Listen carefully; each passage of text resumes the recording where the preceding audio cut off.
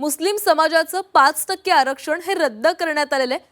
विशेष मागास प्रवर्गातील आरक्षण रद्द करण्याचा निर्णय घेण्यात आलाय। शासनाकडून सुधारित शासन निर्णय जारी करण्यात आलेला आहे। जात प्रमाणपत्र वितरण आणि वैधता प्रक्रियेला ब्रेक लागणार आहे। 2014चा आघाडी सरकारचा हा निर्णय अखेर रद्द करण्यात आलाय।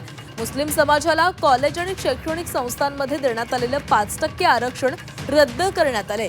या अंतर्गत मुस्लिम समाजाला नवं जात प्रमाणपत्र आणि वैधता प्रमाणपत्र देण्यात येणार नाही। तसंच आधी देण्यात आलेले जीआर आणि परिपत्रक आता रद्द ठरणार आहे। काँग्रेस आणि राष्ट्रवादीच्या आघाडी सरकारने 2014 मध्ये निवडणुकीच्या पार्श्वभूमीवर मुस्लिम समाजाला 5% आरक्षण देण्याचा निर्णय घेतला होता। ते आता पूर्णपणे रद्द करण्यात आलेला आहे। भविष्यात त्यावर आधारित कोणताही लाभ मुस्लिम समुदायाला मिळणार नाहीये।